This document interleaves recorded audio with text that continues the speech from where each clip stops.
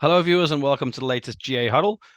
Tim Pool here, and I'm speaking with Melonie Johnson, President and COO of MGM National Harbor. Melonie, thanks for joining me. Thank you for having me. It's a pleasure to have you back on the podcast. We had you before. That was during different times during the pandemic. Things are a little better now. Wanted to know how have you sort of been since then? I'd like to talk a little bit about the pandemic and then the transitioning out of that. Mm, Right now, I'm doing extremely well. Property is doing extremely well. But the pandemic um, challenged everyone, not just us at our property or the gaming industry. It challenged the entire world.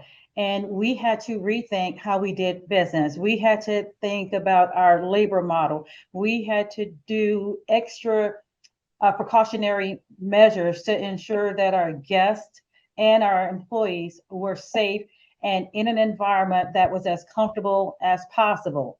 So, transitioning out of that and getting back to the norm was another challenge. We literally had to go back. We started opening food venues, beverage venues, increase occupancy on our gaming floor. We started bringing entertainers back into our property. The challenge was getting the workforce. hmm There were several reasons people chose not to come back. It could have been personal, still challenged with safety issues and not feeling comfortable, or just decided that the entertainment industry was not for them anymore and wanted to reinvent themselves. So we worked around getting the correct labor force back into the property, making sure that people were properly trained, and making sure that everyone felt as safe as we possibly could make them. Of course, I was sent to the Borgata in May of 2020 to run that property, which was a very challenging time.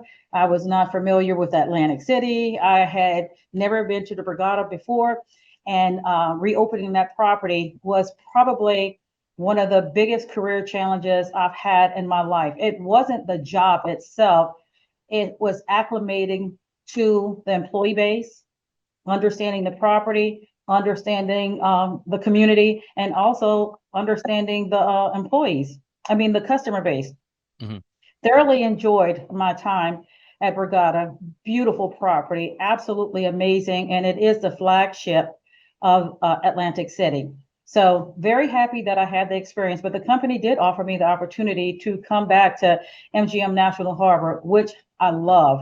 Absolutely love the property, near and dear to my heart. It was a tough challenge. I spoke to many people asking, what do you think? Should I come back? Should I not come back? But I came home, and I'm glad I came home to MGM National Harbor. This is my family. This is my comfort zone. My husband loves the area, and he's gainfully employed out here. So it was a great decision, not only career wise for me, but personally as well. So this gives me the perfect balance between work and life. hmm Well, as you've really ably demonstrated there, so much has changed since the last time we spoke. And you mentioned kind of the Borgata challenge, no less all of that during a global pandemic. So yeah, I remember you discussing at the time. Definitely not easy, but yeah, it's fantastic to see. You describe that you're back home. It's always great when. Work can at least be a second home. If people are happy in the right job, that's definitely the case. Um, what's kind of new for you and the property itself? Because obviously at this level, you always need something new to still at least stay ahead of the competition. What kind of things are you looking at the moment?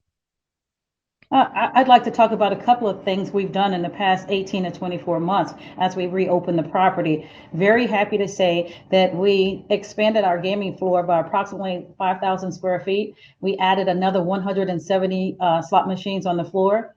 And we also added an additional 3,500 square feet to our outdoor smoking gaming patio. We added 74 slot machines in that area as well. We constantly want to add new food and beverage options to our property for our customers. So, coming soon, we will have bread and butter, which will be a three-meal concept.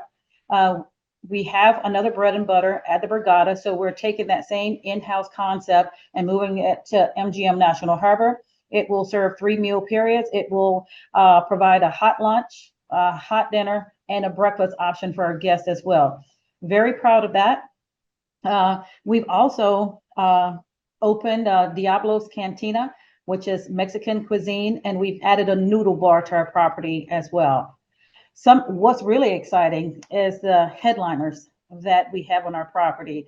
We've hosted Bruno Mars, we've had Jill Scott, Alicia Keys, Smokey Robinson, and so on and so forth. Because what this is doing is providing an option outside of gaming to the customers in the District of Columbia, Maryland, and Virginia.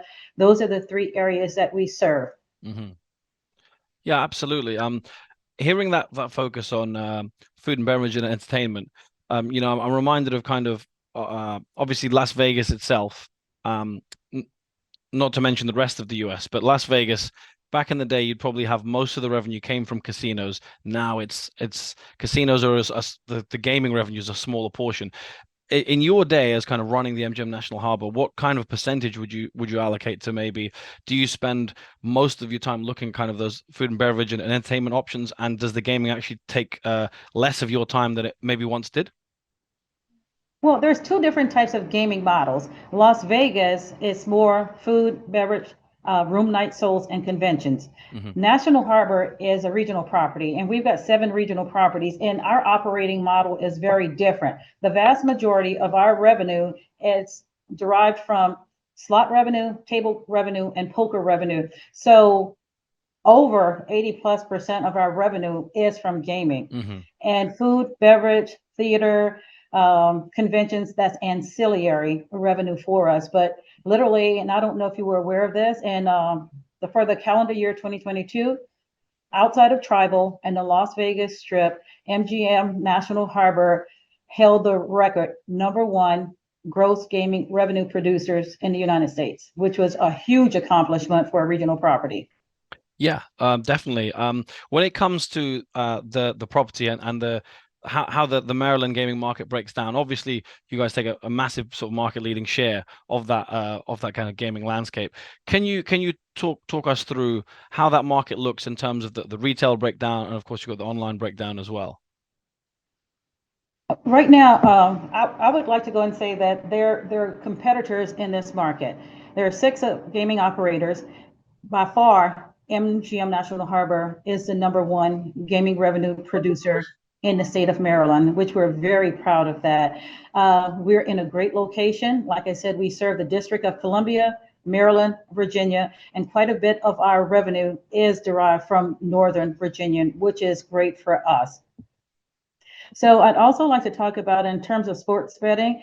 we've partnered with BetMGM and we've opened a sports book and lounge to add something more exciting and generating more activity on the gaming floor, which is very new and it's very different. We also have online sports betting as well. We do not have online casino gaming, which Mhm. means poker, slots, or table games right now in the state of Maryland. So right now, like I said, you've got several smaller casino operators, but by far, MGM National Harbor is the flagship for the state of Maryland. Yeah, absolutely. We looked at kind of the June numbers for the state came out recently. A healthy kind of overall number in terms of revenue, but in terms of year-on-year growth, it was quite marginal across the board. In terms of driving growth and where you can find that little bit extra moving forward, which kind of areas can you and MGM look into? I like to take a step back and compare our revenues to 2019. Hmm. The gaming market recovered much faster than anyone could have ever anticipated. So our revenues were on a constant hiatus. We were waiting for this anticipated recession that never happened, like every other business in the United States of America. So gaming revenues constantly grew and grew and grew. We knew at some point, I guess, the ancillary money that customers had because of that pent up demand with being in house for so long, it was going to balance out. What we're seeing is a balancing of these revenues to 2019 levels. So we're not Hmm. looking at it as a decline. If you're comparing that year over year growth, at some point, it plateaus, and you're not going to get that. But one of the things that we take pride in, how do we grow this gaming market? And it's through our other assets that we've got within MGM Resorts International. We have the power of the brand where we're doing cross marketing efforts where we're having regional customers come to National Harbor. We're having Las Vegas customers come to National Harbor, and this is how you drive incremental revenue. And we're doing it because we have such a large asset base and a compendium of customers, and that's what we're doing. Mm-hmm.